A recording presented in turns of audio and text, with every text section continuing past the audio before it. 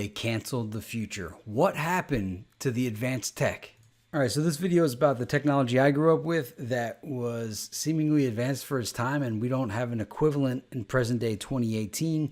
And this is based on my complaint that I was promised a future that I never received, and people try to say that I was imagining it, and I'm going to show you some of the tech and just tech that's like, hey, what happened to it, in hopes to spawn questions and a demand to bring a lot of this technology back, and to say, was it black shelved? Was it bought out? Was it suppressed? Why don't we have some of this stuff? And these aren't even the advanced technologies. All right, so what happened to my future? The Omnibot. I have fond memories of Omnibot. I didn't realize how many there were, but when I looked at the pictures, I then realized, like, wow, yeah, I remember some of those. It says here, Omnibot 2000, everything you've heard is true. High technology electronics makes Omnibot 2000 our most versatile and advanced robot, and most personable. A motorized head and flashing headlight eyes give the 26-inch Omnibot 2000 true charisma.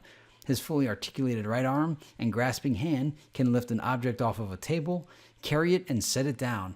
And his motorized tray and his high-tech humble servant can pour and serve drinks.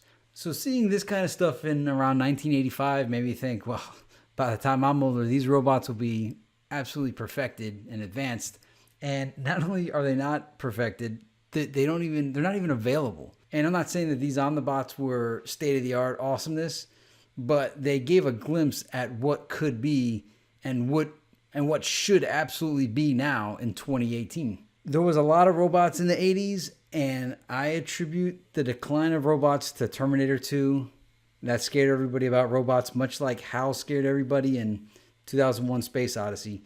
I still want my robots. I don't think human beings should be working the 40-hour work week. Robots should. And I don't know why robots aren't doing a lot more jobs in 2018, because I saw all this in 1985. All right, next we have Rob the Robot, 1985. Anybody that had the Nintendo knew about Rob the Robot, Gyromite, Stack'em. All these kids in the 80s got to play with Rob, and we're all saying, where's the 2018 advanced Rob? I don't know. But this is another example of robots being in abundance. There's a website called oldrobots.com. It's kind of cool to see all the old robots in their abundance in the 80s and 90s or whenever this was. And this is just one screenshot. The screen keeps scrolling if I had the whole thing. So check out oldrobots.com. E-Ink, the Amazon Kindle, you know, the way it displays on the Kindle. How come we don't have a monitor that does that? Now, there's these prototypes that you see online. These are old. These are from like 2013 and earlier. And we still don't have something like this available for sale. Actually, I take it back. I do see one on sale on Amazon for like $1,100. DNA printing. I really never saw anything about DNA printing, but I had friends in 2002 tell me about DNA printing, and you hear about it from now and then, but you never hear about it anymore. You'd hear about it back in the 2000s, but I haven't heard about it much lately. Nanotechnology. This is like a word that doesn't even exist anymore. Used to hear about nanotechnology all the time in like 1999, 2000, 2001, 2002. I don't hear about it anymore. Did it just go away? Does it not exist? What happened to nanotechnology? Hydrogen fuel cells. I had a friend of mine that said he had a hydrogen fuel cell demonstrated to him for a cell phone that lasted 44 days of talk time. That was in 2002. We're in 2018 now. There are no, that I see, I don't see any hydrogen fuel cells. The hydrogen car. So these are the Tesla and the Toyota FCV, and then Bob Lazar has a car that runs on hydrogen.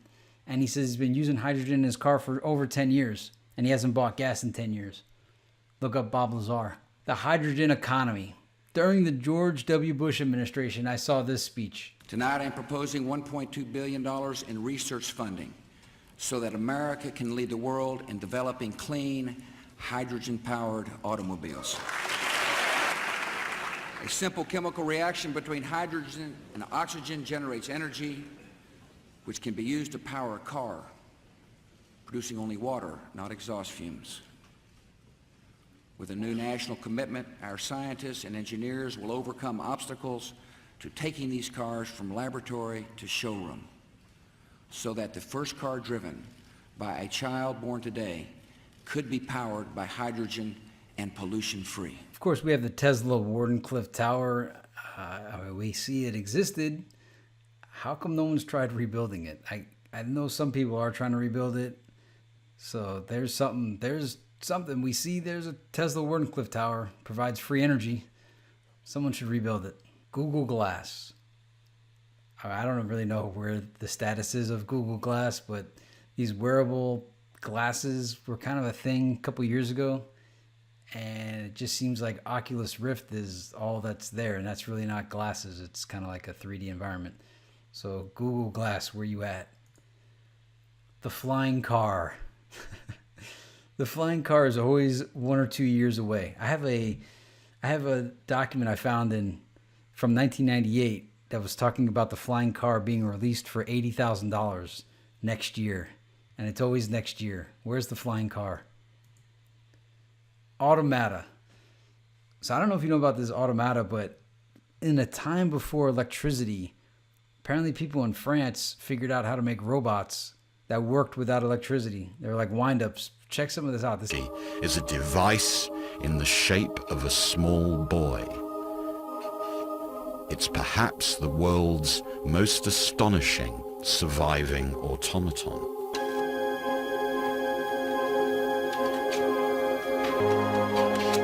At his core is a great stack of cams. With lifelike movements, unerring judgment, and his expressionless face, the chess player proved to be an intimidating opponent. After alleged victories over Napoleon, Benjamin Franklin, and Catherine the Great of Russia, author Edgar Allan Poe became obsessed. Theories ranged from offstage assistance with... He claimed that this automaton was made in order to conceal... There was a movie called Hugo that came out a couple years ago, and in it had automatons in it and kind of rebrought back that spirit of these things.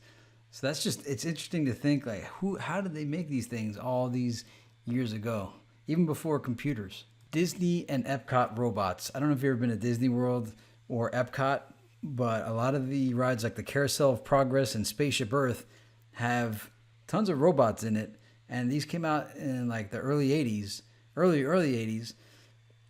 And we don't have robot stuff like this in present day 2018. And it's a shame. It's like, is it a lost art? What happened to all the robot makers? It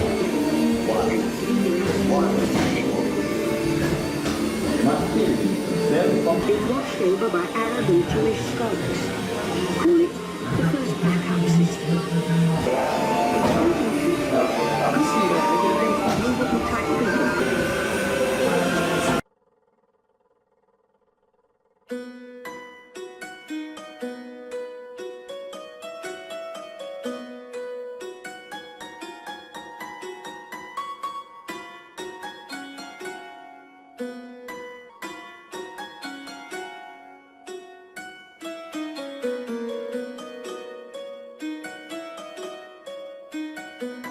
All right, so that was the robots of Disney, Epcot, and other. 3D browser, Exit Reality. I made a video on that one already, but how is it? We're in 2018. There's no 3D browsers when I used them in 2006, 2007, 2008. The Giza power plant and the pyramids. So I'm not going to even go there with the pyramids machines and the pyramid capstone, but obviously the pyramids are there. We don't know how to do that. Ada Lovelace. I think I'm going to make a video on Ada Lovelace at some point. I just want to point it out now. If you want to look up Ada Lovelace, she's got a pretty interesting life story that I don't know why it's not told more or even told at all. So check her out. She worked with Charles Babbage and a lot of neat stuff there. One of the first women in computers. AI Winter. When I was in 3rd grade, I had a program called Eliza, which was like fake AI, but we were able to back engineer it, change what Eliza was going to say, see how she was programmed. And then there was like this AI winter. There's AI winter periods where they tell you about AI, then you don't hear about AI. I guess the funding dries up. But yeah, AI. Where's the AI? At this point, like Siri is about as good as Ramona from, actually not even as good as Ramona from Kurzweil AI was back in like 2001. So I don't know what's going on there. Biotech. 1997 Gattaca came out. Genetic engineering, designer babies, all that stuff was popular in the 80s and 90s. Gene splicing, modifying genes, genetic modification, all that. You don't hear about any of it anymore. What happened? How did that go away? DNA. It's a diagnostic device I developed here in Atlantis.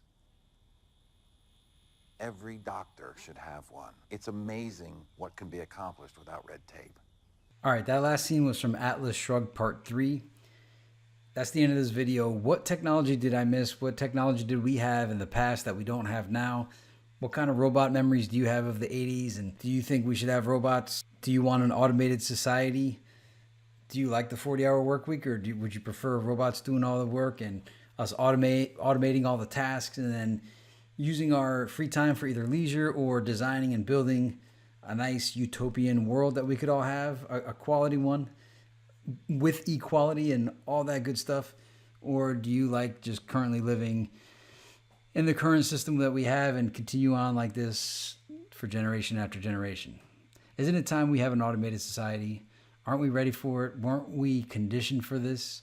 And what happened? What do you think happened to all the automation, robotics, and the wonder and splendor that we experienced in the 1980s? Did it die with Buckminster Fuller? Was he the driving force behind it all? What happened? Anyway, thank you for watching. This is an important topic to my heart. I miss the tech and the radical evolution that we had.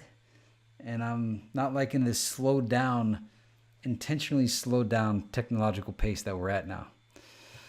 I'll see you next time. And now I'm like a major break, 'cause I remind you of the things you were facing.